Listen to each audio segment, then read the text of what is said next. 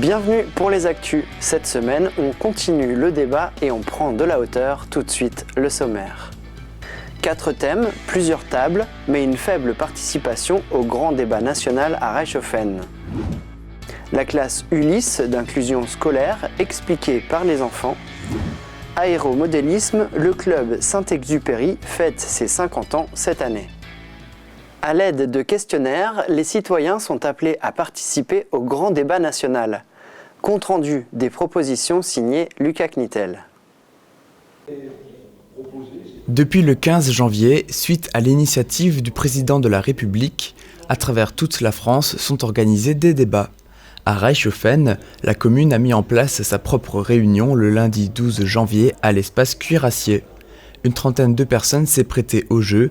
Contrairement à ce qui est fait habituellement, ici, le grand débat se fait sous la forme d'ateliers par petits groupes.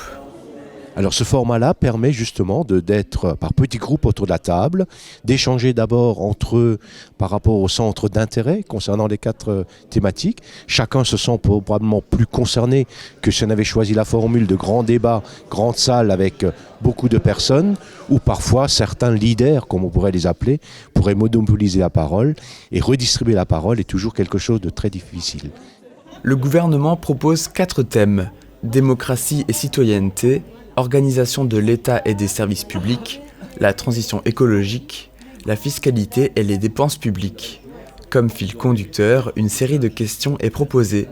À chaque question son débat, les points de vue sont variés. Question 4, quels sont les niveaux de collectivité territoriale auxquels vous êtes le plus attaché? Alors, je liste la région, le département, la commune, l'intercommunalité. Commune. Moi, je suis pour l'échelon intercommunal, mais à une échelle raisonnable comme la nôtre, c'est-à-dire pas au-delà de 25 000 habitants. Et sur des compétences bien précises. On est tous très attachés à la Comcom, mais forcément on est aussi très attachés à nos communes. Ceci étant, il faut évoluer, avoir plus de pouvoir, et ce plus de pouvoir est l'intercommunalité, quoi. Quand un groupe travaille sur l'organisation de l'État, un autre penche sur la fiscalité et les dépenses publiques. Quels sont les domaines prioritaires où notre protection sociale doit être renforcée? Ce qui a émergé de notre débat, c'est par exemple de pouvoir renforcer l'aide à la dépendance, puisque il s'agit d'aider les personnes dépendantes qui arrivent à la retraite et qui n'arrivent pas ensuite à subvenir à leurs besoins, parce que le montant de leur retraite est trop faible. Donc aider ces personnes-là, aider les personnes qui sont dans le besoin aussi à cause d'un handicap. Concernant le point démocratie et citoyenneté, les questions tournent autour de la vie institutionnelle, le vote blanc, la laïcité ou encore le comportement civique qu'il faut promouvoir dans la vie quotidienne.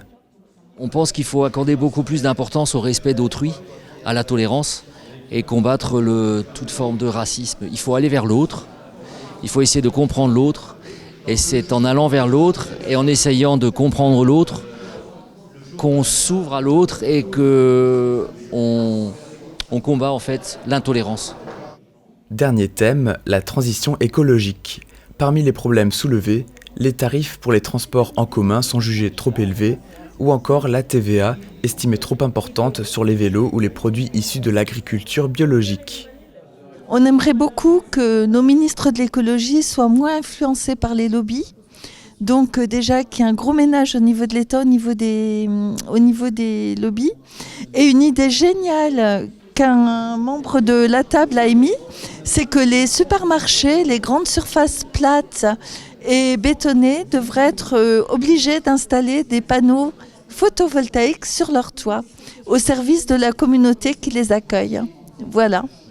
Une soirée fructueuse pour les participants qui aura permis de faire évoluer les points de vue et qui aura amené les personnes à développer leurs réflexions. D'autres réunions auront lieu dans les prochains temps sur le secteur de l'Alsace du Nord jusqu'au 15 mars, date de clôture des débats. La synthèse sera quant à elle réalisée au courant du mois d'avril.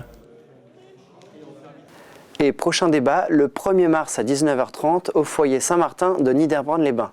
Ce sont les membres du CAFASOL qui organisent ce rendez-vous participatif. Mouvement de grève dans les auto-écoles. Les professionnels protestent contre la réforme du permis de conduire.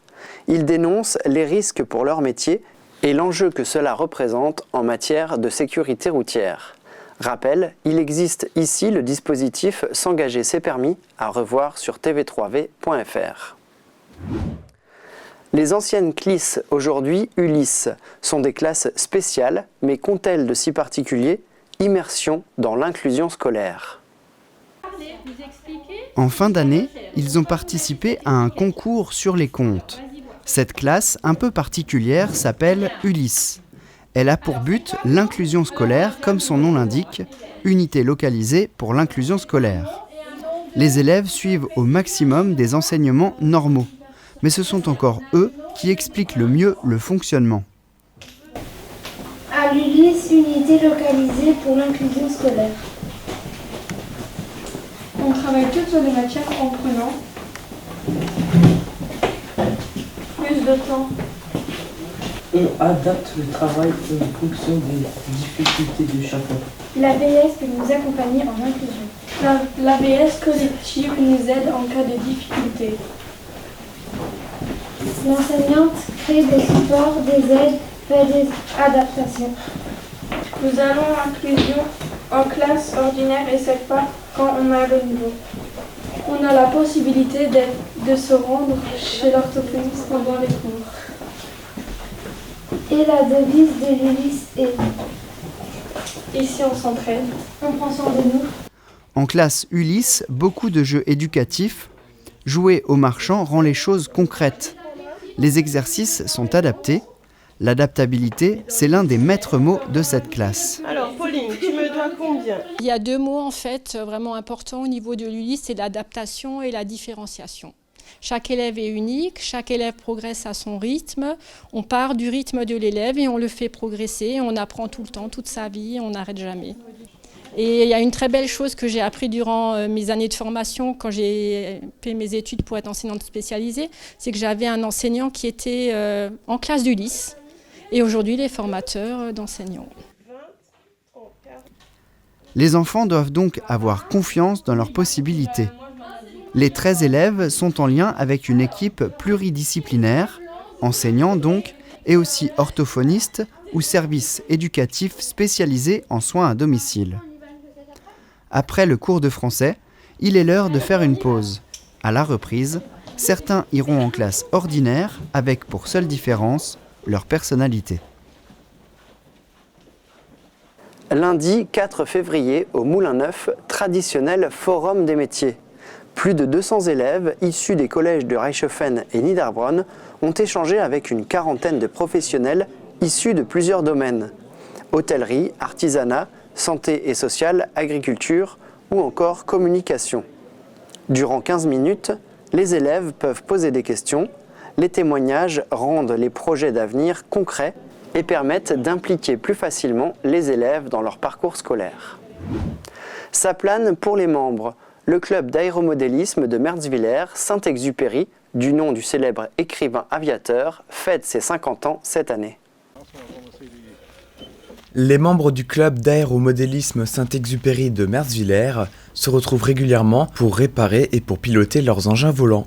Dès que la météo le permet, sur la piste, chacun ramène son ou ses modèles. Le club a été fondé le 1er avril 1969. Aujourd'hui, il compte plus d'une cinquantaine de membres. On a un certain nombre de gens qui font de la compétition. Évidemment, ceux-là, c'est un entraînement tout au long de l'année. On en a 5. Il y a d'ailleurs eu, il y a 2 ans, un champion du monde junior. Et pour les autres, évidemment, c'est plus le plaisir de voler et puis d'être ensemble, d'échanger, autant au niveau de la construction qu'au niveau du vol. Quand certains se contentent de 2 ou 3 exemplaires, d'autres ont à leur actif plus d'une dizaine de modèles. Drones, planeurs de performance ou encore avions à moteur thermique, chaque engin est à privilégier en fonction de la saison et de la météo. En été, le club se tourne, une grande partie des membres se tourne plus vers ce qu'on appelle le vol à voile, c'est-à-dire les planeurs remorqués. On a un grand remorqueur au club et donc on remonte les planeurs entre 200 et 300 mètres. On les largue comme les vrais et puis on exploite les courants ascendants.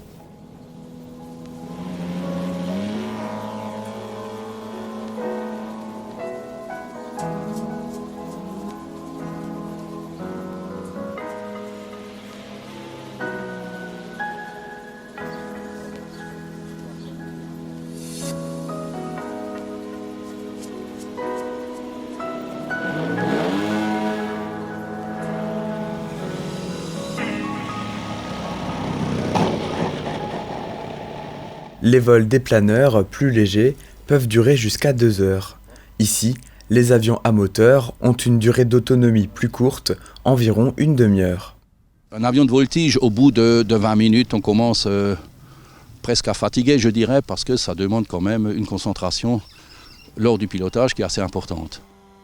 Cette année est particulière pour le club puisqu'ils fêtent leurs 50 ans. À cette occasion, ils exposent à l'espace Grappelli le 24 février une 60aine de modèles de leur collection.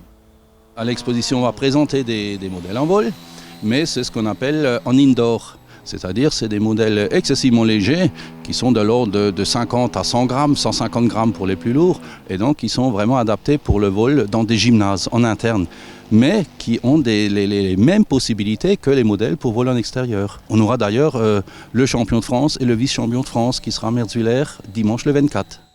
Il y aura de l'aéromodélisme mais pas que. Vous y découvrirez aussi des engins de chantier, des châteaux forts, des maisons plus vraies que nature, bref, tout ce qu'il se fait en matière de modèles réduits. C'était les actus. Tout de suite, dans l'interview de la semaine, on anticipe la journée de lutte contre les maladies rares le 28 février. Bruno Strebler vient nous présenter l'association Vaincre les maladies lysosomales. Puis le programme continue avec une nouvelle chronique. Passez de bons moments sur TV3V. À bientôt pour de nouvelles actus.